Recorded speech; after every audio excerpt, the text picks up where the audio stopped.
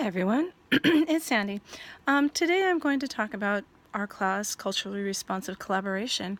Collaboration is the working together of two or more people or groups to achieve a common goal.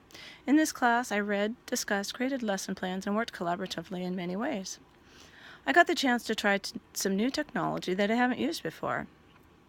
I met two wonderful teachers who gave me some ideas to work with my students. One of the things that really spoke to me was from the book Molly Hooch. She discussed how collaboration was crucial to the survival of her people and culture. In education, collaboration is crucial to student success.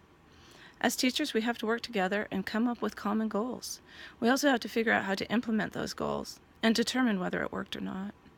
An example at our school recently was for testing, we decided that we were going to flip-flop our schedule to accommodate specials for the intermediate students. They have their specials in the morning usually, and we wanted them to have their specials in the afternoon so that they could have a break from testing.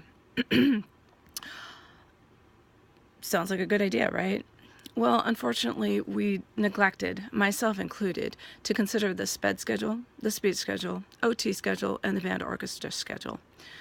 We forgot that changing one schedule impacts the rest of the schedules in the building. We managed to work it out, but it was a bit of a hectic time for a few days.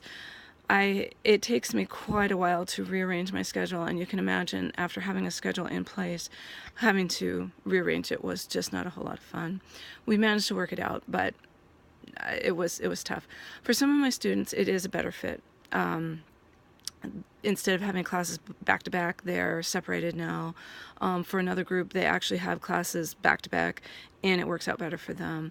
I'm kind of hoping that we don't go back to the old schedule. We really only will have 3 weeks of school left. That last week is just not really much of anything because it's those half days, and I don't know, we'll just have to talk about that. But if we do it again next year, I'll have to remember that that was a real problem. I had heard about all of the communication apps that we used in this class, but had never used Padlet or VoiceThread. I'm glad I got the chance to fool around with them a bit and try them out. I'm working with a 4th grade group right now doing a social studies writing unit. And I'm thinking about having them use Padlet or VoiceThread to present their project to the class. They have to write, but they could use Padlet to put pictures in, write captions around the pictures, or use VoiceThread. They really do like to video and see themselves when they're, on the presentation. So I'm not quite sure yet, but it might be something like that. I'm grateful that I got to meet Jamie and Casey and do some activities with them. We were able to discuss and organize ideas and thoughts that then became lesson plans. I'm having a lot of fun co-teaching with my 4th grade colleagues.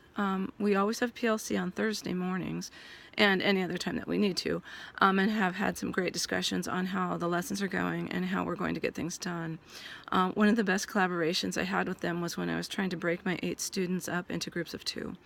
I really didn't think it through before I started it, and I did a drawing to pick names. That was a big mistake. Most of the kids were really unhappy, and one girl actually started sobbing because of the partner that she got. So I quickly went and chatted with the other teachers for some ideas, and working together with them, we matched the kids up and made some better matches. I told the students that I had lost the slips and couldn't remember who had who. They were much happy with the new partners, and they don't seem to care. I really liked the Global Oneness website. It's a very thought-provoking, and most of those photo essays are absolutely stunning. Many of the lessons were for older students, but I was able to differentiate and make one of the lessons at least appropriate for my students. I chose the one about Johnny Barnes, the man in Bermuda, who stands on a street corner greeting people who pass by. His hope is to spread positiveness and happiness. My students asked a lot of questions, and we had some good discussions about how we can make other people happy and fill each other's buckets, which is one of the concepts that we as a staff have decided that's important for our students to know. They were kind of unsure about what he was doing and why he was doing it. So we did talk about what is it that can make other people happy? What can you do as a kid or as a child do to make other people happy? And we came up with a lot of ideas for them to, that they could do at home, cleaning their room without having to be told, or doing dishes, or giving somebody a hug. And they really responded to that. So I was grateful to have done that lesson. So in this class, I've learned a lot about collaboration, and I've come up and with some lessons that worked well for collaboration. I love the fact that I got to learn some new technology. I got to meet some wonderful people in this class, and I hope that I'll continue to use some of these techniques and ideas. Thank you.